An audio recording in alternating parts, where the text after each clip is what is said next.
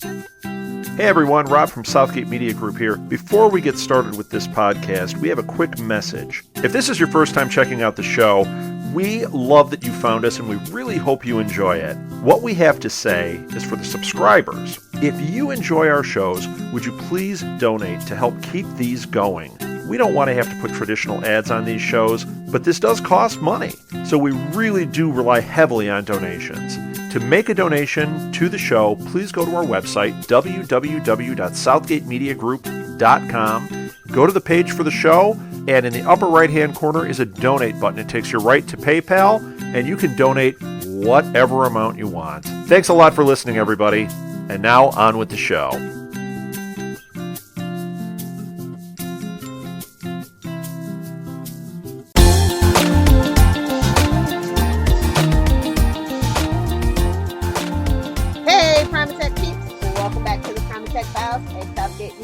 Podcast dedicated to the hit NBC show Heroes, as well as the upcoming show Heroes Reborn, which is basically a revival. I am Lilith, and on the hunt for specials with me, as always, is Ricky. You alright, guys? Up for discussion today is episode 301, The Second Coming. Yep, we are already headed into the third season. We've been speeding right along, haven't we? I know, right? This is the third season, yet it's called The Second Coming, so maybe... But yeah, I've literally just thought about that, so yeah. Oh, Heroes. Hashtag Oh Heroes, I think, might be my thing. They probably just, thought season 2 is just not canon anymore at this point. It's like, nah, write a strike, forget it. Redo! There is a special note about this episode. This episode aired as a 2-hour event along with the episode 302, The Butterfly Effect. So just a little note for you guys. I've got fond memories of the season 3 premiere because it was a really weird, not a weird part, but it was quite a good part of my life because I went to Vegas for the first time with without my parents. So I was really looking forward to it. And it just so happened that the season 3 premiere started the day, it premiered the day we got there, me and my friend. And me and my friend were really into Heroes at this point. We're really looking forward to it because obviously it was a 9-month break in between the seasons. So we stayed up all night just talking about Heroes and just thinking we'll just sleep on the plane. So we ended up sleeping on the plane, but we still got there. Started watching the red carpet because they did a red carpet thing for some reason. And my friend was falling asleep and I was giving her a couple of nudges wake up, you got to watch, it's about to start. And then after 3 times of having to wake her up, I was just you know what, forget it. I just watched both episodes back to back and she wasn't very happy with me. But I did try and wake her up. So, and also it was the time that I started adminning my RPG board. So there was a lot of this was around about in between seasons 2 and 3 was the times that I was trying to figure out what was going on in season 3. And so that's where the main storyline of the board started coming together. So we were thinking about how big these villains were going to be, that, that they were kind of pushing down our throats. We knew that there was going to be a nemesis for Hiro, and we knew that there was going to be a big set of villains, and level 5 was going to be a big thing. And that's where my RPG started to veer off from the show because it was well, they're not really doing it that well. So. Oh, that's so funny. I was actually kind of not excited about season 3 of Heroes. I kind of toned down the spoilers. I was still doing all the interactive stuff, but I totally remember missing the premiere. I was out drinking, I think. I'm pretty sure. I did watch the next day, though. Oh, yeah, we do have a new format. We are doing recap, review, and discuss. Those are the little sections. So we're going to get into the recap right now. The original air date was September 22nd, 2008. This episode was written by Tim Crean and directed by Alan Arkush. Longtime prolific director, executive producer, and he also does stuff with the comic books. So we were in good hands, or we were supposed to be. We thought we were.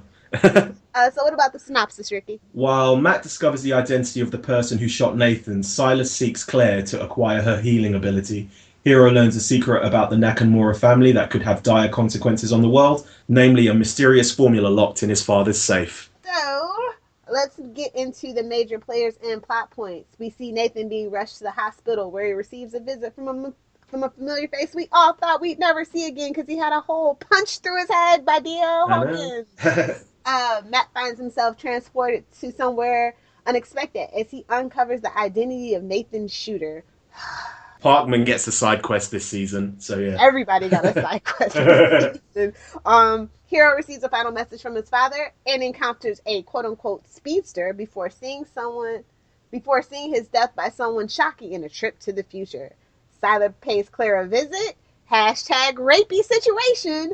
And we meet a mysterious yet familiar face. Tracy Strauss. Boo. Meanwhile, Mohinder and Maya get a shocking breakthrough in his research. Bomb chicka wow wow. Let's see. Important people, places, and things we need to know about. Definitely Daphne Millbrook will be discussed. Tracy Strauss. A little bit about the formula. Jesse Murphy, Benjamin Knox Washington, and Flint Gordon Jr. Love that he's a junior, by the way. Yeah. So yeah, Daphne Millbrook was basically billed as Hiro's nemesis, although I think that was kind of just like a distraction from what they really wanted to do. Yeah, it's another kind of Hiro's kind of misdirect.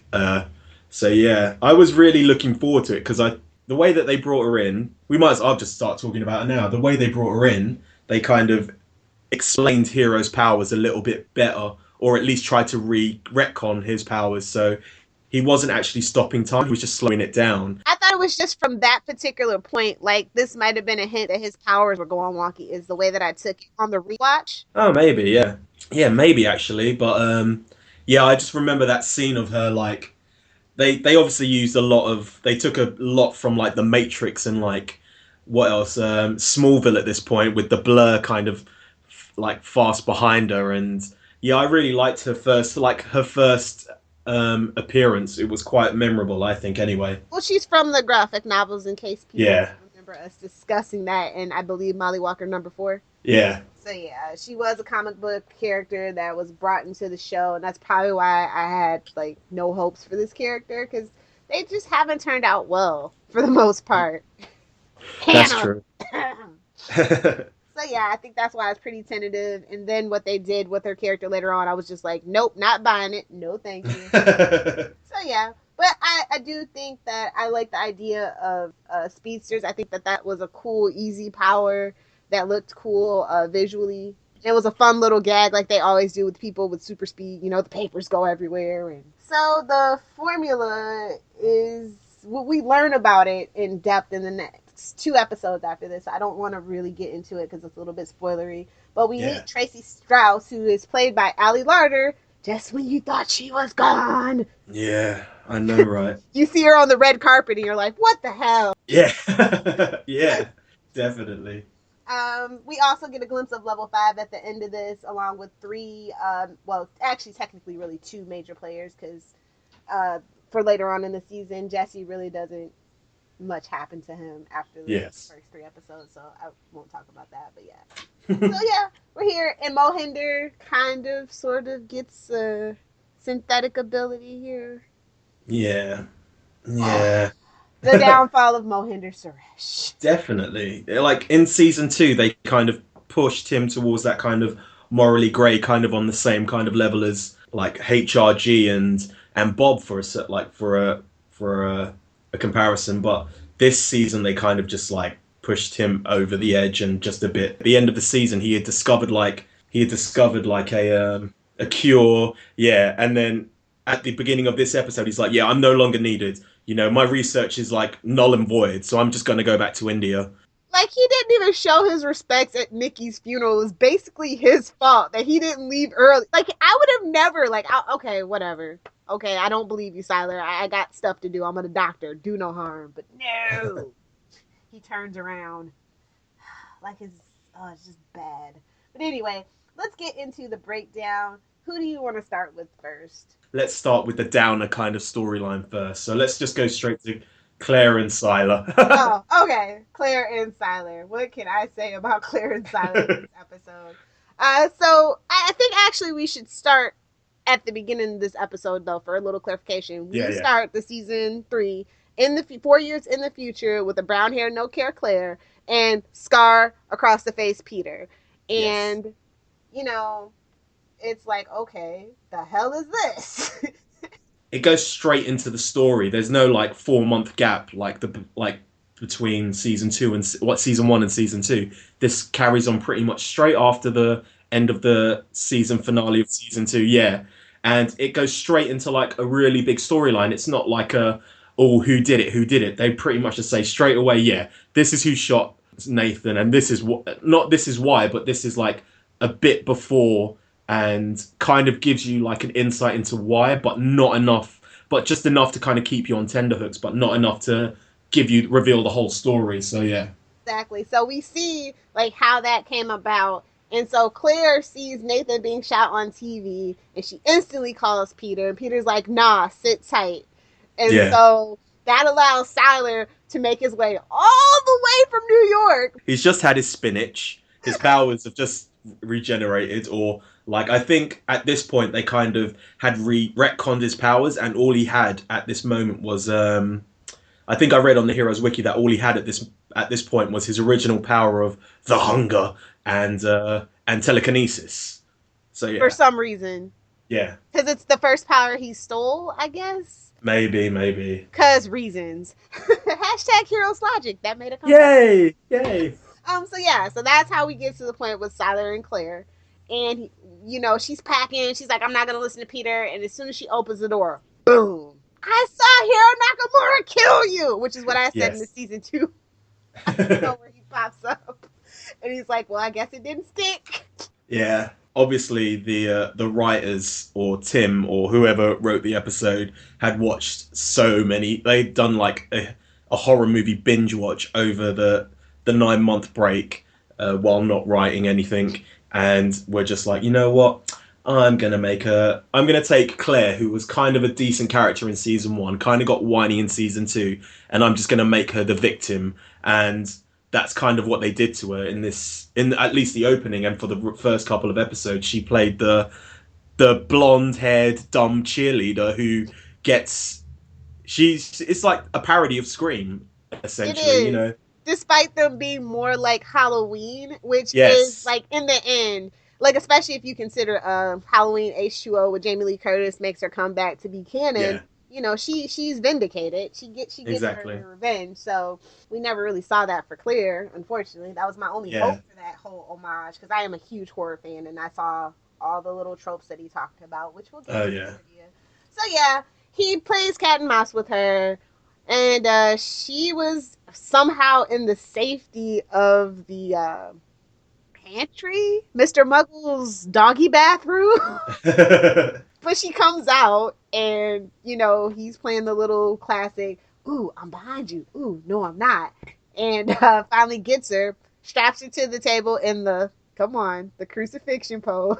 That was like the beginning of the whole religious aspect of this episode and storyline. But, we might as well start it off like lightly with a bit of a murder in the crucifixion pose. So, yeah. So, we get to see, quote unquote, how Sylar's power works. He cuts the top of her head off. She's like, I can't feel anything. And I'm like, duh, didn't you pay attention to biology class? No nerve endings, dum-dum. Seriously, that's basically how they do brain surgery, is that they cut the top of your skull off, and you have to it's a local anesthetic, because they don't want to mess anything up. They have to ask you questions. So I do find that kind of interesting. And so he's literally poking around in there with his finger, and I'm like, ugh. And he like takes her power by the power of poking.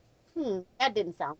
Yeah, I don't know how that worked, but it did also answer a big question about how Sylar took the powers, because everyone for the longest time thought that he ate the brains, and they even bring that up. She goes, what are you going to do? Are you going to eat? And he's like, Claire, that's disgusting.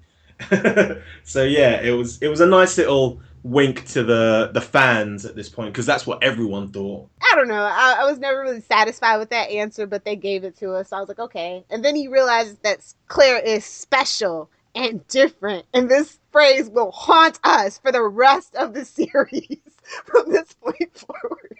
He goes, I can't kill you if I wanted to. You can't die, and neither can I. And like walks off whistling into the sunset of suburbia, of Costa Verde suburbia. And I'm like, yeah, what? It was weird, like it, especially the tail end of this. Like basically, she's there.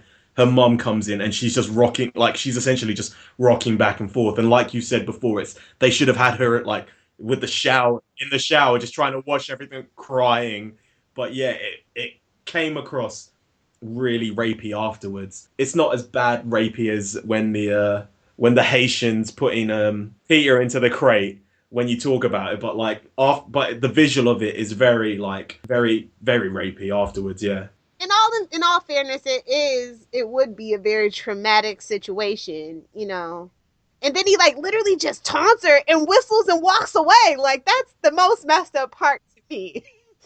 Personally. Yeah, it's like he doesn't have a care in the world, but you know he's finally got what he's been looking for the whole time. So yeah. Now where do you want to go?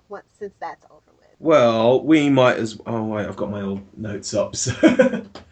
Well, if you want to talk about bad stuff, do you want to talk about Maya and Mohinder? Yeah, we might as well go straight onto Maya and Mohinder. I've already said bits and pieces about Mohinder anyway, and the fact that, you know, the end of season 2, he has found a cure, and this one he's like literally just packed off Molly, and now he's like, well, I'm going to go back to India as well. Especially in the way that they've done the time frame, it's really weird because he's literally like taken the span of like the same day, and he's already shipped her off.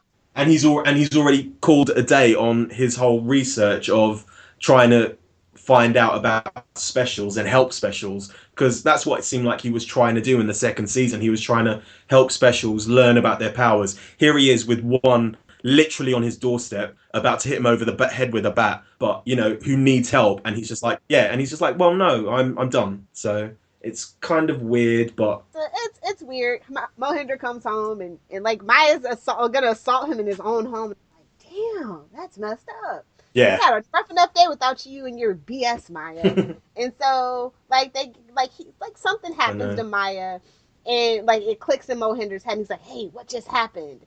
And he's like, oh, my father had it all wrong. Eureka! It's in the adrenal glands, not the blood. And I'm like, really? This is where we're going with this? Okay. Sure, why not? Yeah, so basically he gets a sample of it and he analyzes it in his lab, and he realizes that he has basically made the formula to make superhumans synthetically. Yes, without knowing it, he's basically discovered a way to give people powers without having to use the formula. But obviously, we'll get into that as the rest of the season goes on. So yeah. Then like he tells Amaya, she's like, "Wait, to give powers? No, you're supposed to be doing this to take away powers." And then like Mohinder's like, well, what the hell? Click, puts it in himself, and I'm like, what?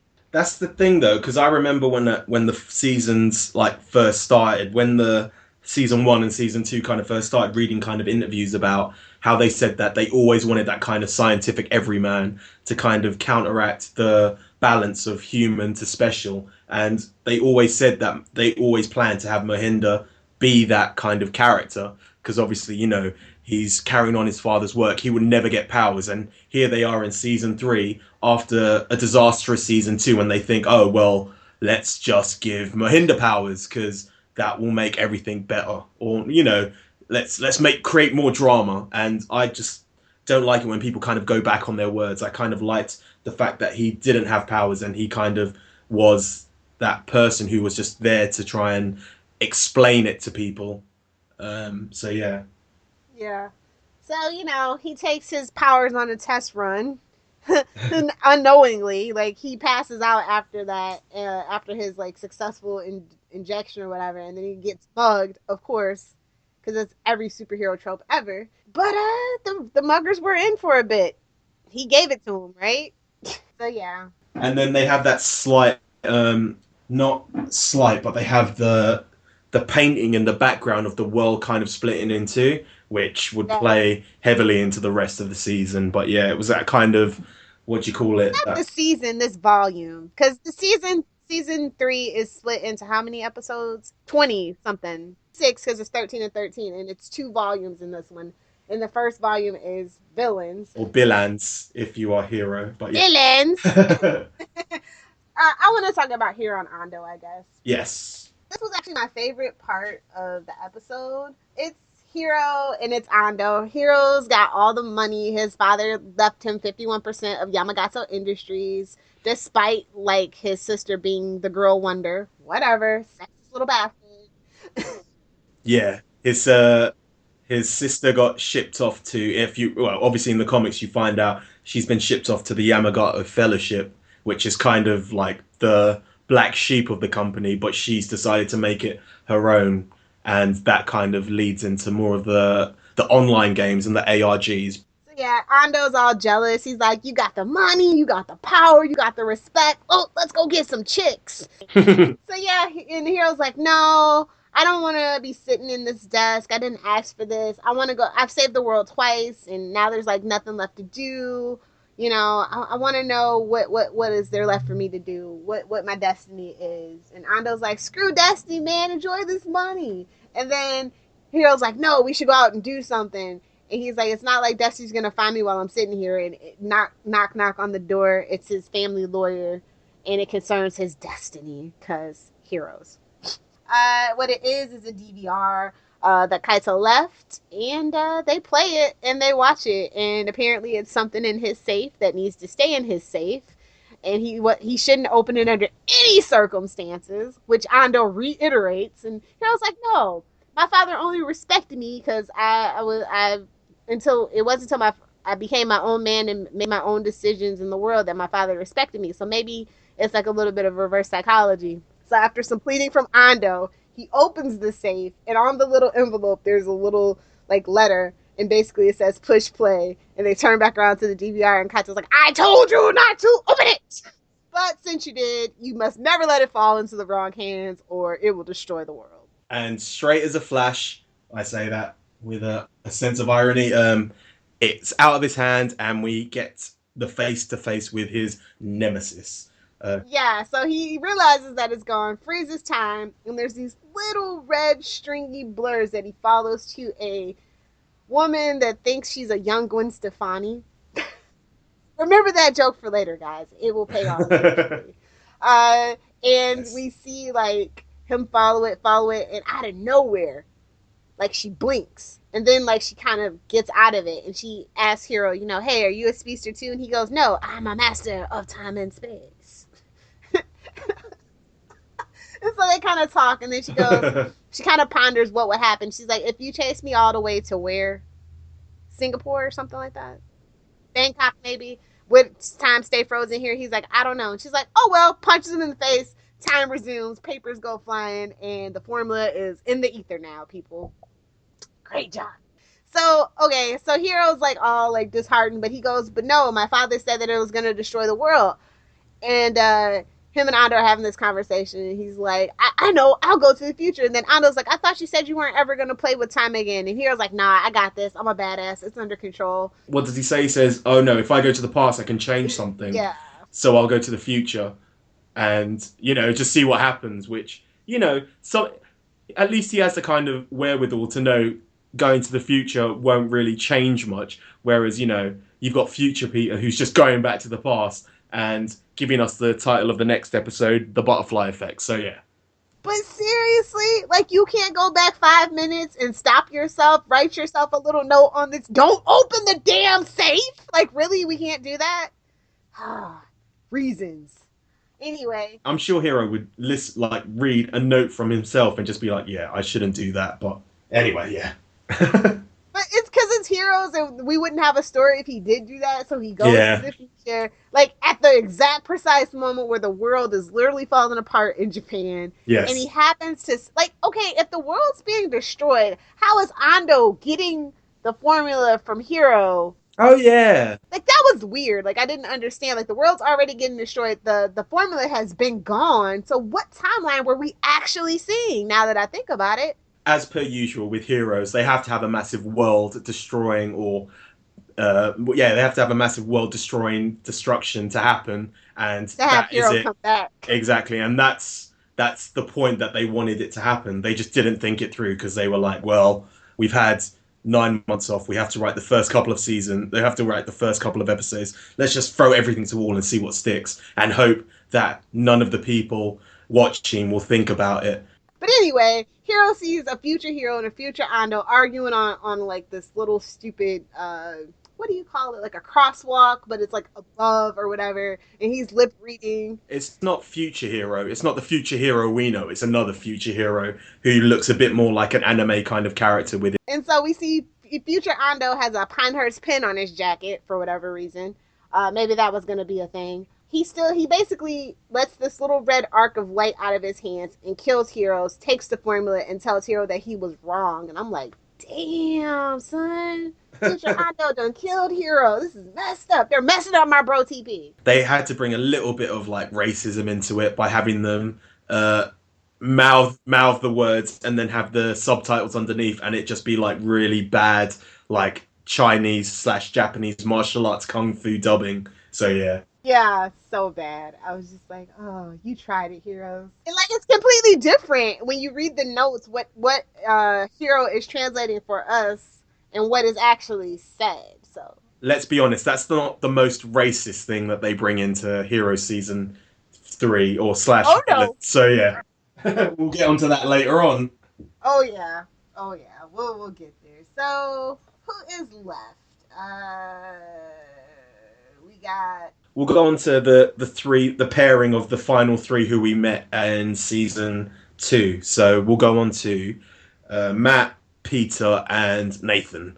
So we end up back to the beginning. Yeah, yes, we end up seeing that it's future Peter is the one who's shot Nathan, and he runs away with present day Peter chasing after him, and they all go into a toilet, and it's just what we assume is present day Peter. Oh, he got away. He's got his hat and coat though. Like that's not suspicious.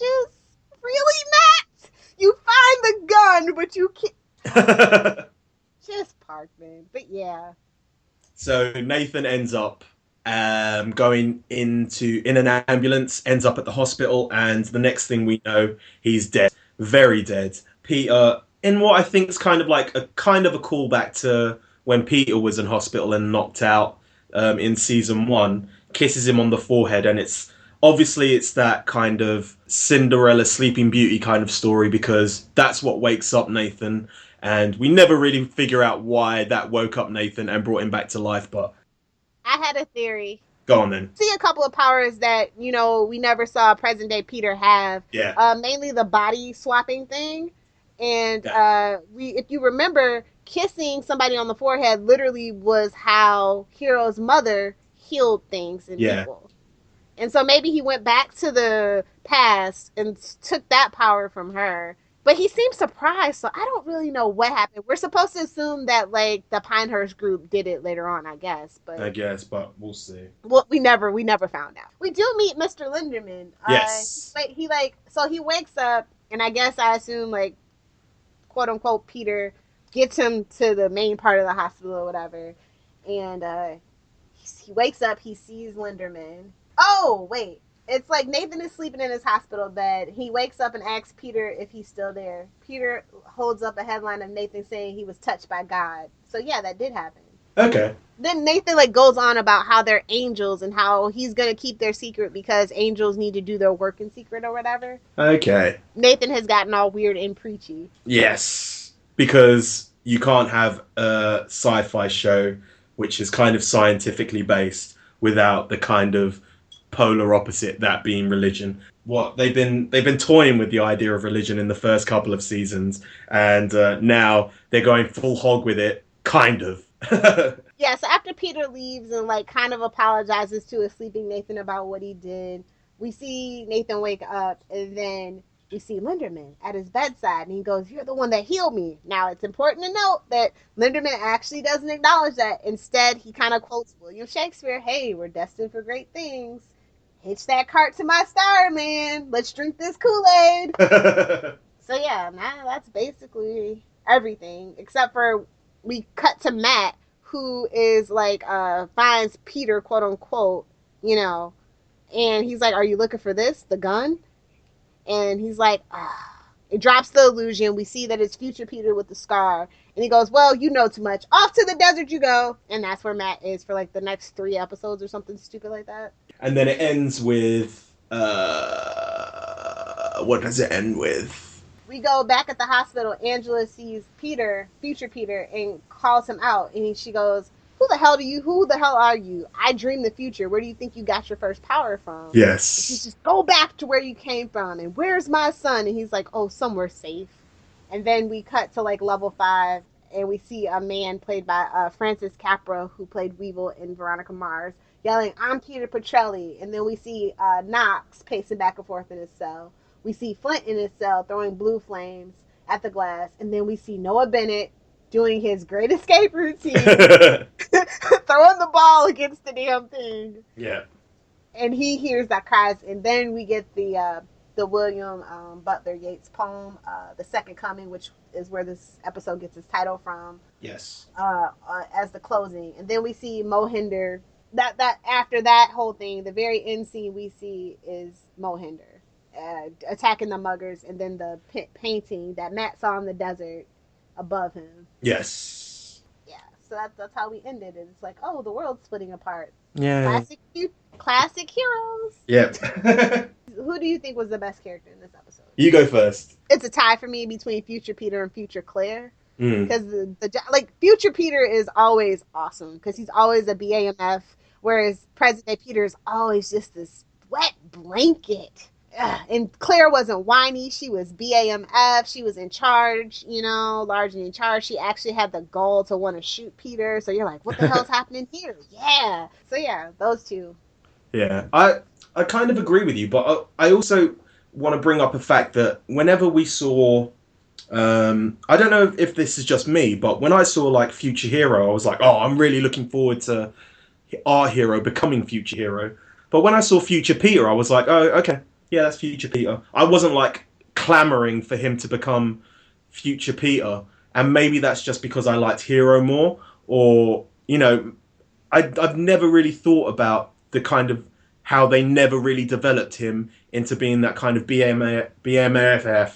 Do you know what I'm saying? Like, I was always disappointed with Peter's character arc. I always wanted more for him because he was so annoying and optimistic and a goody good. And when what happens between him and Nathan would kind of push him over the edge. Yeah. You know what I mean? So I was like, oh, maybe we're going to actually get this now. And then maybe that was their plan to have, Peter and Sylar switch places. But I don't know. Like, I always wanted more for Peter because I really did like Milo. And I really felt like despite him being the protagonist of the series for a while, in the POV of the series, that they never really gave him much to do. He had very little emotional meat. He never got to choose a scenery. So I think that's probably why. Whereas Hiro was always kind of front and center. And he was the comedic, like he was always on a side quest, and he was always the comic relief, and it got on my nerve to a point, especially in the third rewatch. I was just I can't really say anything about the best character. No one's really springing to mind, but I can go on to best character interaction, which I think was Hiro and Daphne, because I thought that their kind of first meeting was very comedic, and it kind of, for someone who was meant to be his quote unquote nemesis, they had quite a good balance, because you've got on one side you've got like the quite innocent man child, and on the other you've kind of got the street smart thief, and they kind of meshed, they kind of bounced off each other quite well, because it's not like it was like a really big nemesis, because normally it's there's something there to kind of have them hate each other, but they didn't hate each other, they just kind of were in each other's way, if you get me.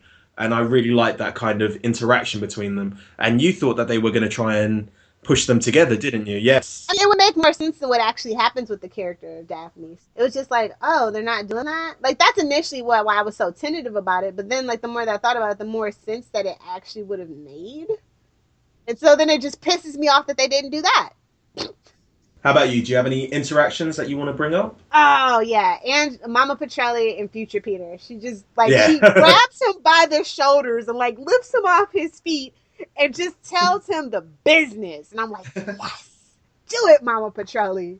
But I also like the fact that even though it's her power, but she knows straight away that it's not her son. She's kind of in the vein of Micah in the fact that he knows when it's not his mum in front of him, whether it be Tracy or whether it be Jessica, he always knows, and that's the same with her. But she's just straight to the point, and this is Christine Rose's first start as an actual series regular, right? Yeah, so finally. I know. Oh, we kind of forgot to talk about Tracy and how she comes into the thing. Meh, So meh. no, Wishy we'll maybe talk about comes. it. That way I don't have to talk about it in the next episode. So we see Tracy, well, no, we see the newscast of Nathan, being touched by God. And there's this governor by the name of Robert Malden. And he yells to somebody who's in the bathroom, I think we found our boy. And out comes this lady that he calls Tracy that looks just like Nikki Sanders. And you're like, the hell is this? She goes, I like him. And I'm like, no, no, no more Nikki and freaking Nathan, please. See, what was your favorite scene? Favorite scene, I will go with. I kind of like the opening scene because it just brings you straight up into the action and you kind of know where you're start. It's a good starting point for the series. Um, so yeah, I like the kind of future Peter and future Claire kind of interaction between each other because you're straight away thinking what like you think that the first thing you're going to know is who shot Nathan Petrelli, but you don't. The first thing you get is a backstory to who shot Nathan Petrelli and what kind of why. And I kind of like that. It's starting you straight up thinking, wait, what? Oh, now I get it. Dude, Yeah, why didn't we have a Who Shot Mr. Burns situation over the summer yeah, I again? know, Like, that right? just clicked in my head. That was one of my favorite things The Simpsons ever did. But Mm. anyway, I think the best scene, in my opinion, is just for the shock value of it all, is Future Hero and Future Ando. You're just like, that could never possibly happen. You know, it's one of those. It's one of those other heroes things that they kind of. It seems like it's going to be a big deal, but it never is. You know, so But in all fairness, it does come up in later in the last season as well. Like, he yeah, never lets that go. yeah. So what about some lines? I am gonna go with. Are you gonna eat it? Eat your brain, Claire. That's disgusting. So yeah, I love that little that little shout out to the fandom. So yeah, how about you? Kaito's DVD after he gives this long spiel to Kiko. He goes, I asked you not to open the safe. What about best moment? I'm gonna go with. I think I might have to go with Sylar getting Claire's power. As rapey as it is, it's something that kind of was started in season one, and you kind of forgot about in season two, and it's like a kind of an endpoint for that storyline, and it gave us answers about Sylar and how he gets powers. It just is bad that it kind of turned Claire into a whiny kind of victim at this point, but that's to kind of be expected. But it kind of set her on a new path throughout the episode, throughout the season, no matter how good or bad. So yeah, Yeah, learning that future Ando might get a power.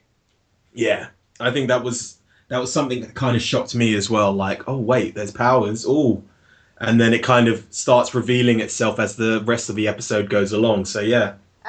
Any highlights you want to talk about?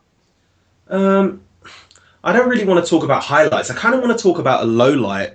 Well, it's not really a low light, but I just think that they packed so much into this episode, and it kind of felt like they had finished season two and it hadn't done as well in the ratings as season one. So they thought, let's make this first premiere as packed as possible with as many kind of shocking developments as possible, and let's hope that we get the ratings boost that we deserve. And I think the cool thing about Heroes in the beginning was it kind of hinted at things and it kind of worked its way through the season. Whereas this one, they kind of give you most of the answers straight away, giving you more questions, but it's just too much in one episode or slash two episodes. Do you know what I'm saying? So Yes, I believe we call this conundrum hashtag Fogwa, and we are the gooses getting our livers stuffed to the gills. yes. I agree with you about that, but like at the same time, like I said, I'm a huge Lost fan, and Lost was getting really frustrating. So it was nice to have answers. This was actually really fast paced. It had a good balance. We got to meet all the major players per usual in a premiere.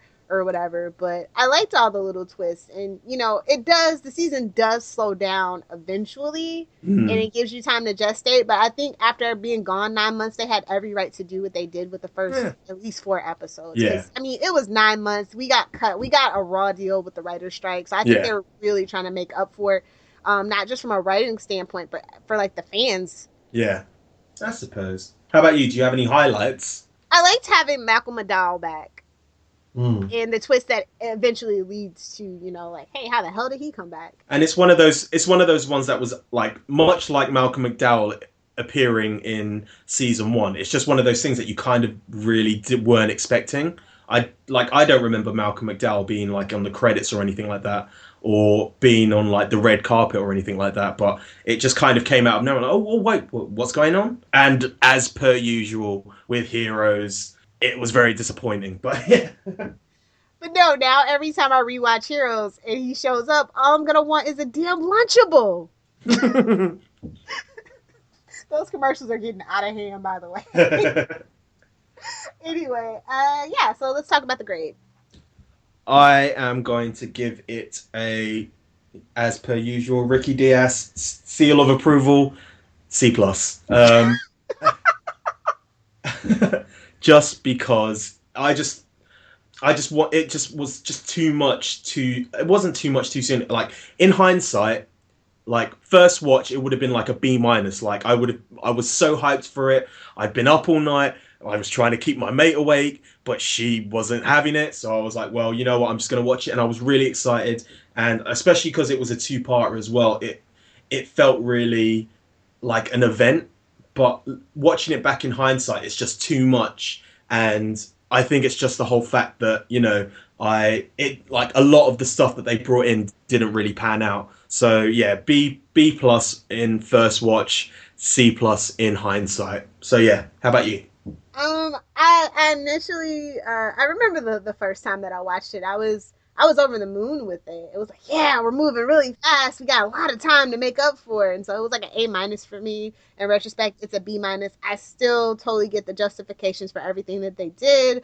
I mean, a lot of things in Heroes don't pan out. So, I mean, that's just a Heroes. That's any TV show that, you know, you got Suits telling you to do this, and the executive producer and the showrunner get into a tiff, and creative differences and whatnot, and one star takes off over another, and you have to retool for that. So, like, for me, it's still in the B range, definitely. Fair enough. All the main characters appeared in this episode, as you would think would happen because it's a premiere. According to the commentary, the scene where Sylar's trying to catch Claire in her home is a tribute to the movie Halloween, like we've already said. The title of this episode was reported to be as A Second Coming, not the, but it was obviously later changed to The Second Coming. And yeah, that's it. Actually, no, I want to bring up also that there was a scene that was cut. The scene was cut because it was too goofy and too funny, especially with the context that it was happening. And basically, when Sylar is terrorizing Claire, Mr. Muggles appears and growls, and Sylar raises his finger and, like, you know, like he's going to take off someone's head, and he kind of like pushes, using his telekinesis, pushes Mr. Muggles out the doggy door. So that bit got on the cutting room floor. So yeah. So we've got feedback from our favourite English idiot, Charlie. She says, Powerless was an interesting episode considering they had to change the episode due to the writer's strike. They wrapped up the storylines pretty well in my opinion, including getting rid of Nikki. And then in brackets she puts yes. Sylar really got his with Mohinder and Maya, and I also was really happy when he shot Maya. Then she came back to life and she's put a sad face. Peter/Adam versus Nathan/Matt/Hero was tense to the very end. I really liked The Second Coming, but got confused when the storylines were set, especially with Mohinder's storyline in comparison to the rest. Sylar stalking Claire was creepy and tense, and the Peter storyline was an interesting addition. I like the arrival of Daphne in Hero's story and their interactions throughout. I don't like how Mohinder changed suddenly. Overall, a good start to the 3rd season. The following people joined in our live tweets. They were either tweeting along, retweeting or faving. I've got Cinzia667, Demetria Mills3, soft_guitar60, and English Idiot 101. Looks like it's time for some shameless plugs and self-promotion. We'll start with the show contact info. Here at Primatech Files, love listener feedback. If you would like to get a hold of us, we have a ton of ways. You can email us via primatechfiles@gmail.com. You can leave us a private message or interact with our posts over on facebook.com/primatechfiles. We live tweet 2 episodes per week every Saturday starting at 11 a.m. Eastern Standard Time. For more information, be sure to follow us on Twitter @primatechfiles. You can also find us on Clamor, Tumblr, and YouTube by simply searching for Primatech Files. If you enjoy this podcast, be sure to rate, review, and subscribe to us on iTunes. What's that? You don't have an iTunes account? That's okay. We're on a lot of podcatcher services such as Stitcher and SoundCloud. All you have to do is search for, you guessed it, Primatech Files. We're also on Libsyn, and if you want to follow our RSS feed there, all you have to do is go to primatechfiles.libsyn.com and bookmark the site to stay up to date with this podcast. Libsyn is spelled Libsyn, just in case you were wondering. We look forward to interacting with you. If you love our podcast, be sure to check out Southgate Media Group's iTunes provider page to see a list of what other podcasts are hot and trending in our network. Or you can take that one step further and visit southgatemediagroup.com, where you can find a full list of our 80 plus podcasts, along with weekly blogs and information about all the hosts.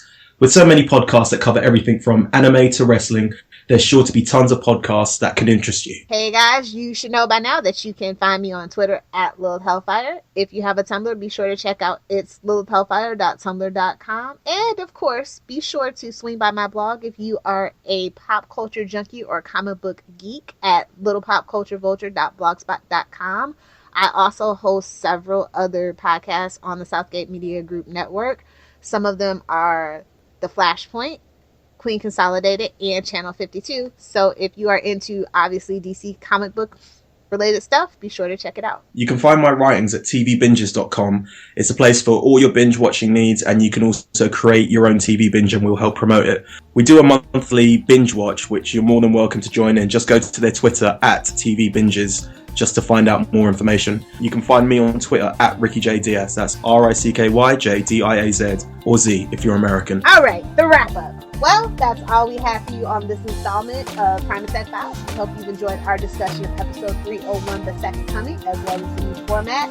Remember, keep sending in those emails. Don't be afraid to leave us some comments on our Facebook post, and join in on the weekly live tweets when you can. Ricky, take us out of here. Download the podcast, save the world.